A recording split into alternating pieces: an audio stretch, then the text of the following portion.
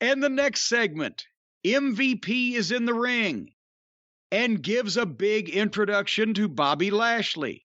And here comes Lashley, all smiles and happy, and the announcer's putting him over, and he beat the Giant almost all by himself at WrestleMania. And we had just mentioned, we've been talking about where was MVP at WrestleMania, and we felt like we missed something. Lashley was a heel, running the Hurt Business, managed by MVP, Hurt locking everybody, gets a concussion, gets eliminated from the Elimination Chamber. We don't see him for a month. He comes out, he's mad at Almost, and he points at the WrestleMania sign and smiles. So what chapter of this story were we not privy to? Well, in this case, MVP turned it over to him, and he did his happy promo, which I know Bobby's got a great smile, and what a nice guy, but again, I wish they wouldn't make all the badasses so happy, so smiling and so happy. But he puts Almost over, but he knew that he could capitalize on a mistake, and that mistake was made, and that's why he beat old Almost. And then the music hits, and here comes Almost. And I wrote, oh no, it continues. I thought somehow they were just stealing a WrestleMania match out of that thing and we wouldn't see this again. But no. Almost comes in and he says, I want my freaking rematch. That was a fluke. Was that about kind of what he said? I don't know what that voice was, and it's even different than the Almost voice you did last time. I don't...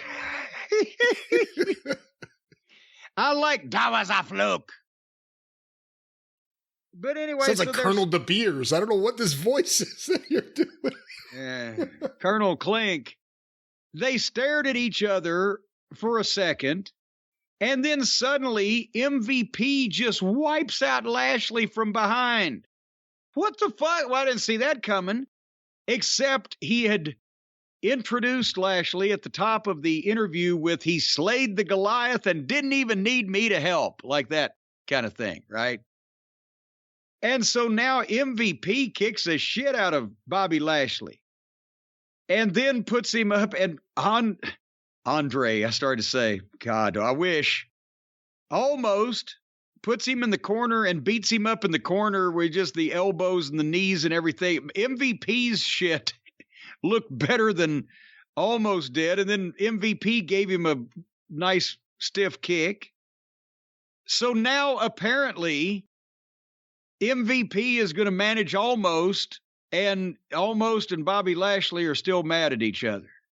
So this, I don't know about this. We liked Lashley with MVP. MVP's a good talker and a good promo and, looks professional, but can anybody help Almost? And the other thing is that you didn't say Lashley needs a manager. Hate to say it, but you're right. Well, He looks like a nice guy and he's smiling. He needs someone who's going to sound mean, someone who could be a jerk. He needs that. And they were tremendous together, I thought. I hate that they've broken them up. I had just the other day gone through the WrestleMania review, and you were saying after that match, is that it? How could they ever come back from this? He just beat this guy. Did they give up on him? Apparently not. Apparently the feud started with him losing, and now for some reason that caused him to lose his manager. None of this makes any sense. No, a high-profile feud. Think about this. Has any kind of feud ever started in wrestling where the undefeated Giant was defeated in convincing fashion by the babyface whose manager then turned on him and joined the guy that just got beat? Sometimes they used to tell the story, well, the guy got beat because he didn't have the proper management or preparation, and the new manager can help in that respect, but the guy that just got beat because he had bad preparation and management is not usually an undefeated 7.5-foot tall Giant. But y'all do y'all. It's like the opposite of the Don Carson angle. How do we take this and do it in reverse? All right.